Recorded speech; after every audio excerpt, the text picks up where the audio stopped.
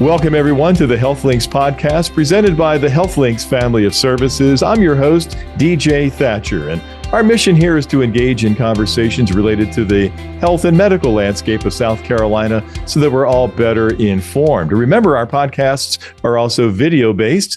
So if you've been listening up till now, hey, check out the video version as well. We're joined today by our special guest, State Representative Mark Smith from District 99. Mark, welcome to the HealthLinks podcast. DJ, thank you. And thank you guys for having me here today and looking forward to spending a little bit of time with you. Absolutely. There's a lot going on from the legislative standpoint related to healthcare and so forth. But first, hey, tell us, what is your district? Which areas does it encompass so our listeners know? Thank you, DJ. District 99 changed most recently in the redistricting that we had with the reapportionment of districts around the state. So District 99 currently includes it's a Berkeley County only county. It includes all of Daniel Island, Clements Ferry Road along Cane Hoy and Hugie area, and also all of Hanahan. So it's a sizable district, sizable group of people, obviously. So, and what we'll talk about today, though, is not just for those areas, but obviously from a statewide basis as well, what's happening in the legislature. But first, hey, tell us about Mark Smith. You know, what's your background, and then how did you get involved in the state politics? You know, DJ, if you'd asked me 15 years ago, what's your political landscape going to look like in the future, I would have laughed at you, told you you were crazy. I wasn't going to join, they're all crook, thieves, and liars. I wanted anything to do with those folks. And here I am 30 years later in the funeral business and living in raising our three boys in Mount Pleasant, and recently moved over to Daniel Island, and with 7 funeral home locations around the Low Country and now in Columbia as well. That's really what planted the seed. Was I was actually building and expanding my business and trying to just simply get a certificate of occupancy, a CO as we know it, from local municipalities, with building new funeral homes in West Ashley, and then immediately in 2008, and then again in 2009 in Goose Creek, and just seeing that process be met with layers and layers of bureaucracy and delays, which we know as small business owners, delays are never good when they're not caused by the business owner, when we're simply just trying to build a building, create a new business to provide a service or a product into the community, create jobs and pay taxes.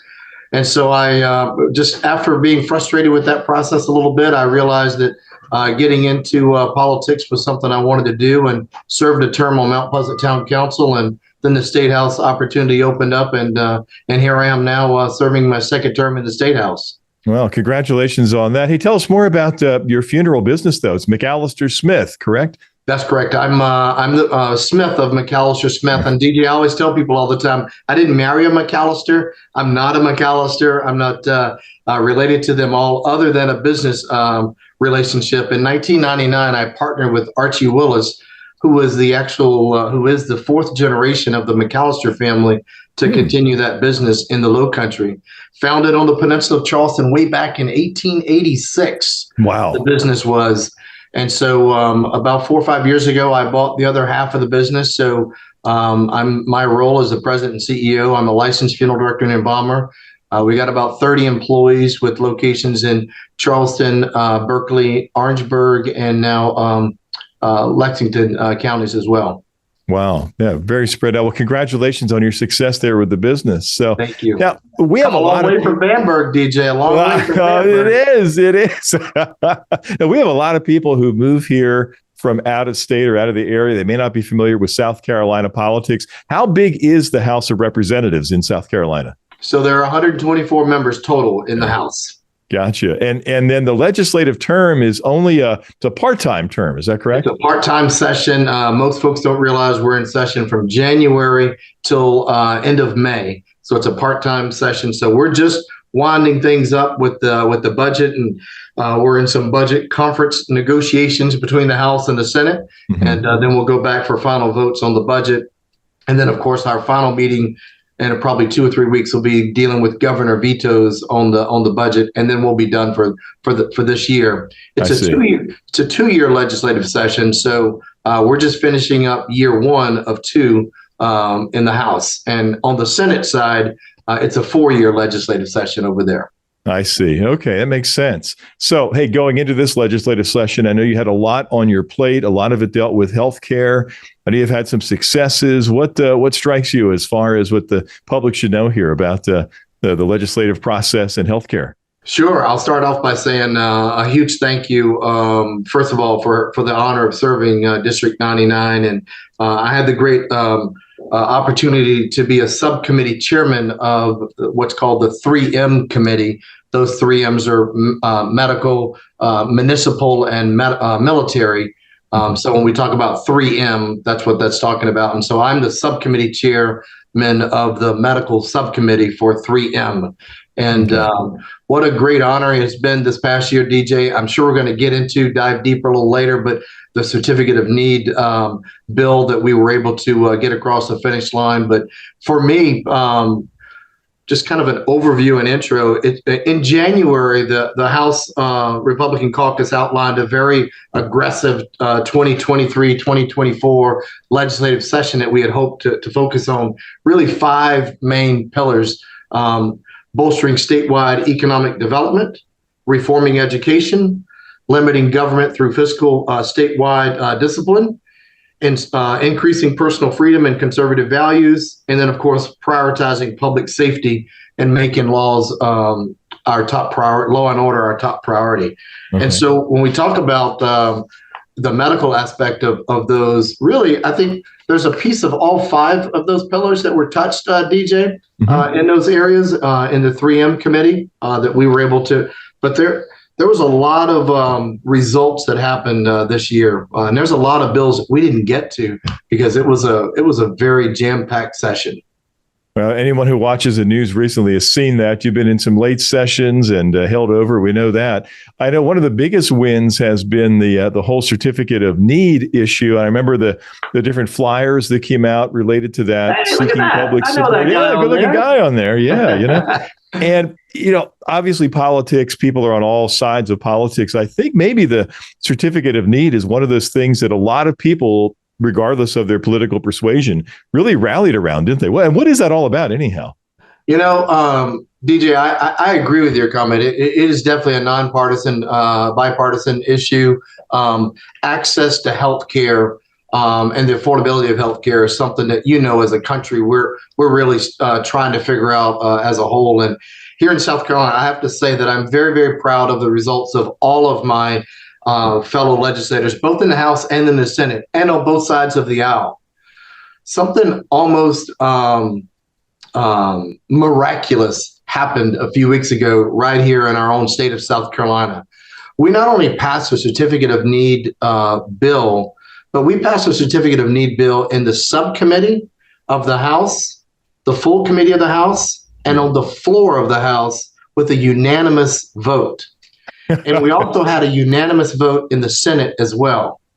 Now, for some people, they maybe think, well, that's not really a big deal. Well, if you follow politics at all, getting any bill and 2 people, DJ, how's things in your own house? Do you and your wife agree on every issue? And is there always unanimous decisions on There are lots of vetoes. We'll just say that. So we know that. But to think about 124 House members from across the state coming together to talk about certificate of need and agreeing on that unanimously. And so look forward to talking about how was it we were able to get that done when that bill came from the Senate over to the House. Sure. Yeah. Well, so first of all, just for the average person may not know what that's even about. What is a certificate of need? Why was it such a bad idea? It's interesting because I keep waiting for when these conversations come up. You often hear people talk about certificate of greed when they're talking about the certificate of need. So basically, when a hospital wants to expand or build a new hospital in a new area or expand their existing hospital, they have to go to the government and ask permission. And while asking for permission and going through that process, their competitor can raise their hand and say, I reject or repeal that decision, and you get into legal battles. For those in the Low Country can remember right there at Carnes Crossroads in Goose Creek and Monk's Corner and Somerville area, Roper Hospital wanted to expand and bring a hospital into Berkeley County. And that hospital took more than 10 years to become a reality due to lawsuits, litigation, and delays through the Certificate of Need process. And we know CON, when we say CON, that's what we're talking about, Certificate of Need. So CON is basically asking the government permission to build a hospital or to build a medical service provided area like a ambulatory surgery center to provide outpatient surgeries. The government has to give a certificate of need to be issued for that to happen. Okay. Yeah, it makes sense. So bottom line is, hey, an expansion of services, probably more competition, it sounds like, which could be good for any of us. Is that right? Well, and typically, as the old saying goes, right, the more competition is going to allow all the folks that are providing those services to maybe up their game a little bit. So you choose their company or their business. And also that's typically going to drive down prices and drive up quality and drive down prices, which certainly in the healthcare area, especially in our many rural areas around the state, DJ, many counties have no hospitals, or like my hometown that I grew up in Bamberg County. Bamberg County is one of the counties where the hospital that I was born in, and many of my family members were as well. That hospital is now closed. It's no longer in business. So now all of those folks who were going to the hospital and had healthcare needs satisfied out of that location have to travel to other municipalities and other areas to get those. Sure. So the Certificate of Need applies to basically 20 categories of healthcare expansion, including capital expenditures, equipment, services, nursing homes, when they want to add more beds to a hospital, or expansion, or even building a hospital. So it's about 20 categories that are applicable under the Certificate of Need process. And what we did in when the amendment passed unanimously at the 3M committee, it immediately repealed about 85% of those expenditures and services, leaving only 3 of the 20 in place, including the construction of new hospitals in counties where there are no hospitals, like I mentioned earlier in Bamberg. Sure.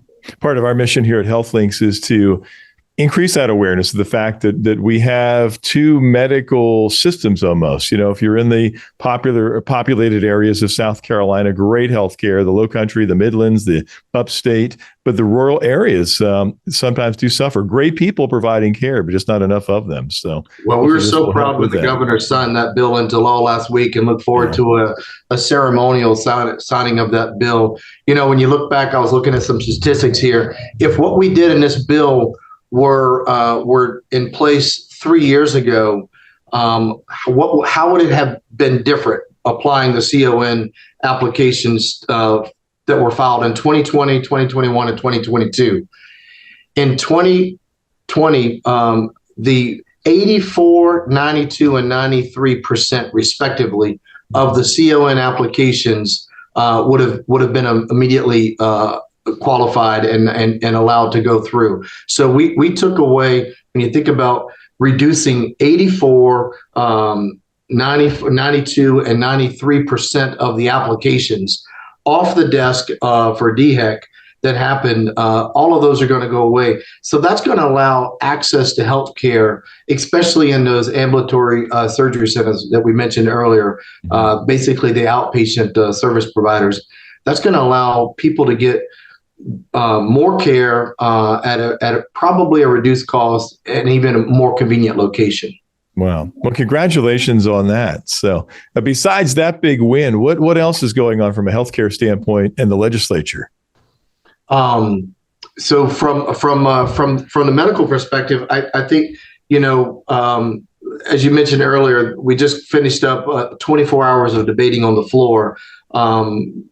And it's a very split issue, DJ, in our state and across the country, with the Roe versus Wade repealing, and now the states making the decisions regarding abortion. So regardless of which side of the aisle you're on abortion, so you can't not talk about that in the House. And so we know that there was a heartbeat bill that started in the House, went over to the Senate and was passed, and governor signed, and then a stay was on that with the Supreme Court ruling. Mm-hmm. So due to some statutory requirements that was cited on that as well. So the second bite of the apple happened in the Senate, and the Senate passed another bill that would address all of the issues that the Supreme Court has in play.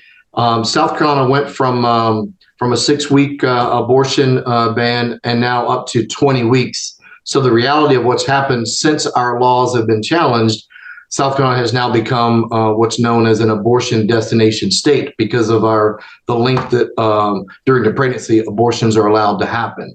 So those number of abortions that happen in the state have grown significantly. And so the House, as I mentioned earlier, just passed got across the finish line a slightly modified version of what the Senate did. And hopefully we could just put that back where it was before, so we can keep South Carolina moving in the direction that we were before that was in place. So that is a huge announcement for the state as well on the abortion bill as well. Sure, and certainly, and again, obviously, fully acknowledging both sides of the aisle on that one. Very, very tough issue, and those for the pro-life and looking out for the unborn child rights were heard loud and clear, and we're able to bring that bill back across the finish line. The Senate still has to finish that bill, but that would be probably behind certificate of need, and in addition to certificate of need, probably the largest thing in the state as well. Also, in the same breath, if we're going to, many will say, if you're going to require the birth of children in the state, what services are you providing to these moms in these financially and difficult, challenged areas, to include the adoption reform laws on that? And so, DJ, I'm happy to say, in the same breath, a lot of work was done on that. So not just lip service and political platitudes on that, even down to the state employees in the educational level for the adoption process, so that parental leave was solidified, and that bill was passed as well, allowing folks who are adopting children to males, especially as part of that process, to be able to take advantage of those state benefits with the paid medical leave. Oh, terrific. That's a great idea. So good. Access to contraceptives and birth control, birth control items were part of that as well. Another bill that we were able to get through. So again, I commend the Democrats and the Republicans for trying to come together as best they could on this issue. That was certainly not a unanimous vote on that issue. It was almost a bipartisan vote all the way through. But I think the voices of concerns were acknowledged and heard, and the state is moving forward and trying to address those issues that are critically important for both sides of the aisle. Wow. Well, thank you for those updates. Yeah, huge bills all around. As you look at the second year of the term, what might be in the forecast there related to healthcare? Well, I guess one more thing, just kind of looking through my notes here real quick. Two things I want to say that are important as it relates to healthcare. The bond reform bill is indirectly healthcare related, because we know that oftentimes there's going to be some type of incident that caused someone to go into jail. So there's some significant bond reform that happened as part of the Second Amendment open carry law that came across. But then also the fentanyl crisis, DJ, that has been really, really incredible. The trafficking of fentanyl bill declares fentanyl being a Schedule I drug and increases the penalties on dealers who sell it. So South Carolina, again, recognizes and has moved the needle forward in the right direction as it relates to fentanyl and these drugs that are really taking out our citizens and really making a huge difference in the increase in the number of deaths in our community. So thank you again to all the fellow legislators on both the House and the Senate for recognizing that as well. Wow. Yeah, South Carolina has been impacted greatly by that whole issue. So good work with that. Yeah. Wow. And there was let's make sure I get the number out, $4 billion announcement regarding Scout coming into the Blythewood area in Columbia. As I recall, I think there were estimates of creating up to 8,000 jobs. We in the Low Country were so excited and can see the results of Boeing coming to our community now years later. and the amount of not only jobs that are going directly into Boeing, but also the companies that started that support Boeing and supportive services around Boeing. Mm-hmm. So it's not just Boeing that came to town, it's all of the other supportive companies around it. So Blythewood's about to experience that same thing, DJ, with the expansion of Scout coming into the area. And most importantly, for those fellow conservatives out there who think that any check that they write to the government is too much, it was really nice as a legislator to be a part of that vote to send some money back to the taxpayers. So sending $1 billion back to the taxpayers, in addition to lowering our taxes. So we're working hard to make sure DJ Thatcher can keep more of his hard-earned money in his pocket and pay less to Columbia. Nice. All right. So looking forward to the second term. Anything major out there? You've done so much. What's left? Well, there's still lots to do as it relates to education. Lots of bills as it relates to education. Tort reform is probably something that it's a big ugly word in Columbia. No one wants to hear the word.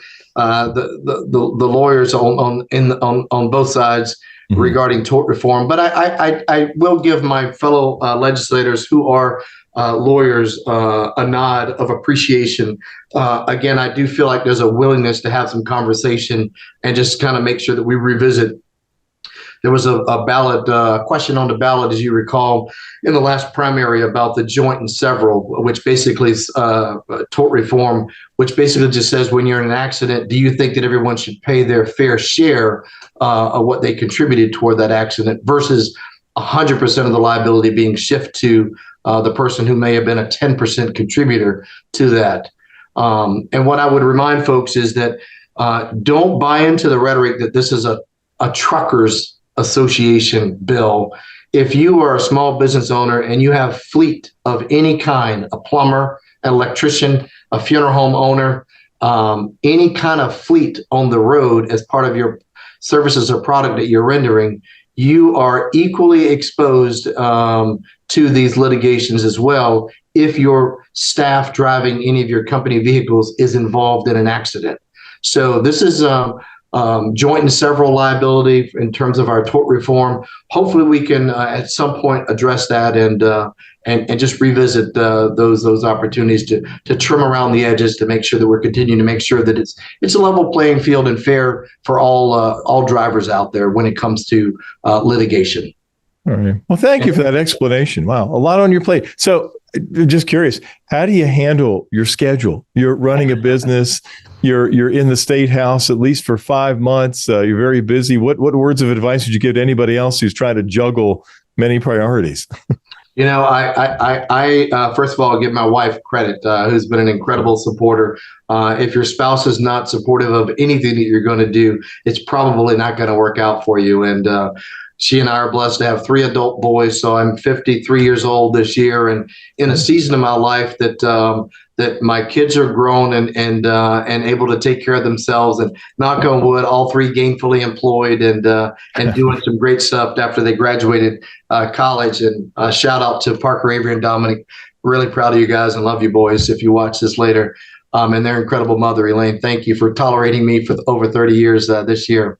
Do you have anyone joining the business? Yeah. So my oldest son graduated Carolina, went to mortuary school, and is doing a 2-year apprenticeship now to check it out to see how he likes it. But how do I do it? I think it's just good time management and surrounding myself with a good quality team of people, DJ, who believe what I believe. I've put down we have a strategic plan. We have a company with a mission and vision statement in writing and core values. And I took the time many years ago to write all that down so that as I'm interviewing people and bringing people into our organization, they can read and see, is this organization, does it align with my personal values? And is this a place that I could call home? And the services and products that we render to families during their time of need is a pretty special opportunity to meet people when they're dealing with some of the toughest times of their life, and that's a death of a loved one or a pet. So with our locations, thank you to all of our location managers and leaders, and they get the credit, DJ. It's not Mark Smith, it's all the staff that gets the credit that gives me the margin to be at the State House part-time to do this now, and I'm very grateful and appreciative to all of them. Well, thank you for the leadership you provide. So, well, once again, State Representative Mark Smith, thank you so much for joining us here on the HealthLinks podcast. Remember, everyone, you can reach out to us with questions or with potential podcast topics at listen@healthlinkspodcast.com. See you next time.